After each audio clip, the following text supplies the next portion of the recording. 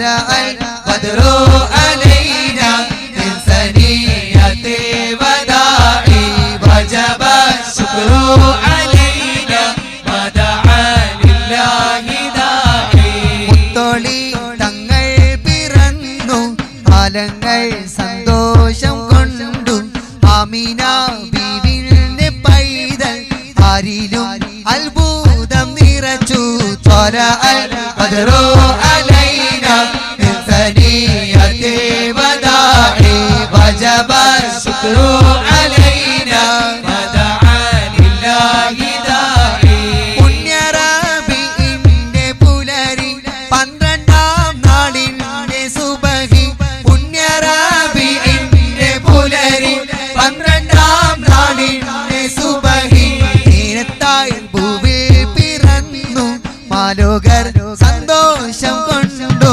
طلع البدر علينا من ثنية الوداع وجب الشكر علينا ما دعا لله داعي നേരിനായി വന്ന റസൂലേ നേരുന്നതെല്ലാം ഹസൂലേ നേരിനായി വന്ന റസൂലേ നേരുന്നതെല്ലാം ഹസൂലേ വിസ്മയം കൊണ്ട വജൂദ് കൺമിഴി ചെല്ലോ ജുഹാല് طلع البدر علينا من ثنية الوداع وجب الشكر علينا ما دعا لله داعي അർശും കുർസിയും സന്തോഷത്തിമർപ്പിൽ തന്നെ മലക്കുകൾ വാനലോകത്ത് അതിർപ്പം കൊണ്ടേ അർശും കുർസിയും സന്തോഷത്തിമർപ്പിൽ തന്നെ മലക്കുകൾ വാനലോകത്ത് അതിർപ്പം കൊണ്ടേ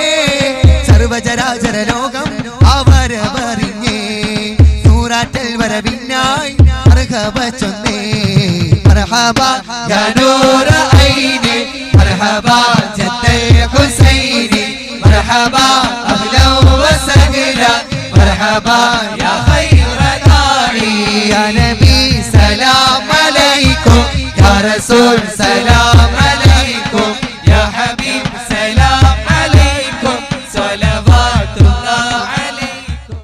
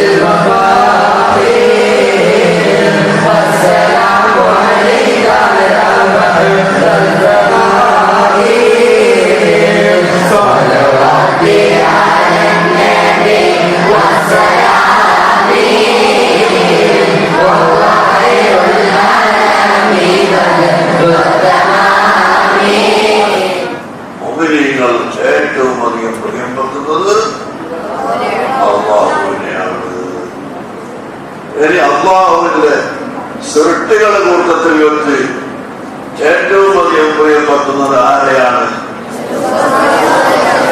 മുഹമ്മദ് നബി സല്ലല്ലാഹു അലൈഹി വസല്ലം തങ്ങളെയാണ്. നമ്മുടെ മാതാപിതാക്കളെക്കാൾ, നമ്മുടെ ഉസ്താദന്മാരെക്കാൾ, ഭാര്യമാരെക്കാൾ, ഭർത്താക്കന്മാരെക്കാൾ, ഉസ്താദന്മാരെക്കാൾ ഗുരുനാഥന്മാരെക്കാൾ ശിഷ്യന്മാരെക്കാൾ അങ്ങനെ അഖില ലോക ചരാചരങ്ങളെ എടുത്തു നോക്കിയാൽ ഏറ്റവും അധികം പ്രിയം ആരോട് വേണം?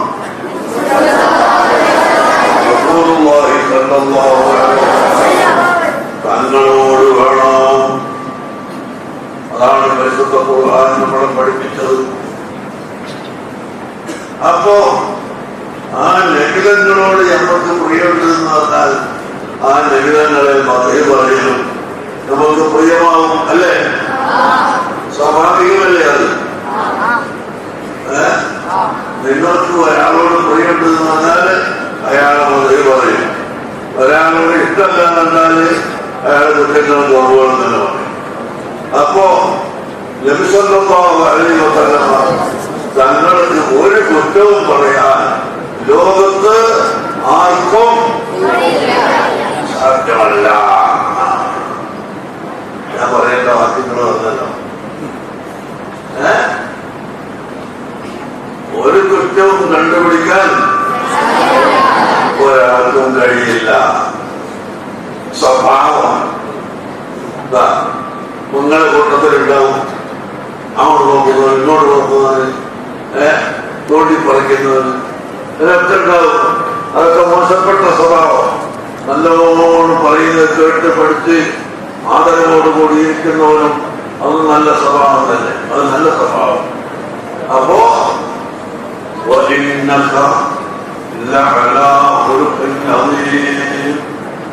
ഒരായിട്ട് وإنك لعلى خلق عظيم. രണ്ടാമത്തായിട്ട് ഓടി പറയ പോയി നമ്മൾ തോന്നിക്കൊള്ളണം. രണ്ടായത് എന്റെ അർത്ഥം പറഞ്ഞു കൊടുക്കണം. وإنك തീർച്ചയായും നബിയെ തങ്ങൾ لعلى خلق عظيم ഏറ്റവും വണ്ണമായ മഹത്വമേറിയ സമുന്നതമായ സൽസ്വഭാവത്തിന്മേലാകുന്നു. അപ്പോ സൽസ്വഭാവം നബികളുടെ സൽസ്വഭാവത്തോട് യോജിച്ച സൽസ്വഭാവം മറ്റൊരാൾക്ക് ഇല്ല. ഇല്ല. നബി സല്ലല്ലാഹു അലൈഹി വസല്ലം അജുവദന്നാത്തി മിനൽ റീഹിൽ മുർസലാ അടിച്ചു വീശുന്ന കാറ്റിനേക്കാൾ ധർമ്മം ചെയ്യുന്നവരായിരുന്നു. അങ്ങനെ ഒരു മനുഷ്യനെ അല്ലാഹു പഠിച്ചിട്ടില്ല.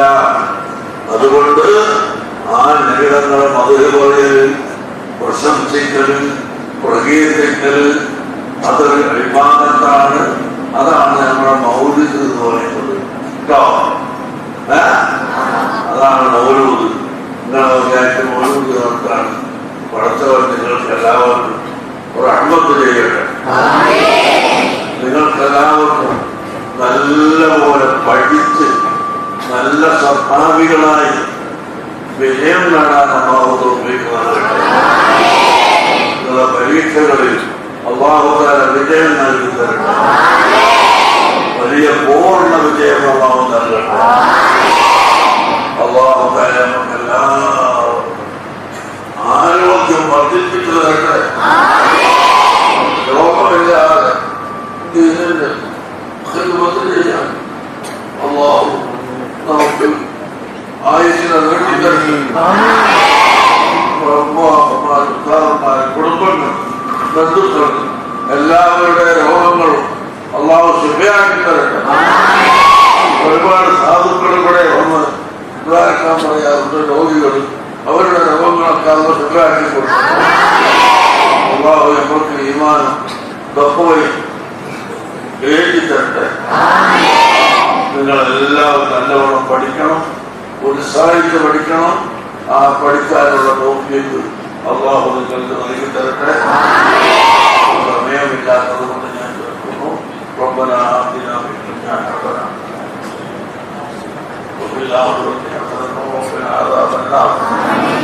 4 ലക്ഷം സ്വലാത്ത് കുട്ടികൾ ജനിക്കുന്നു.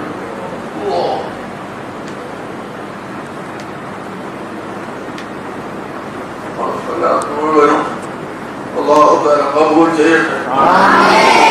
ആ സ്വലാത്തിന്റെ ബർക്കത്തോടെ നമ്മുടെ കുട്ടികളിൽ, നമ്മുടെ സ്ഥാപനത്തിൽ പഠിപ്പിക്കുന്നവരെയും പഠിക്കുന്നവരെയും എല്ലാം അല്ലാഹു തആല പൊരുത്തപ്പെട്ടവരാണ്.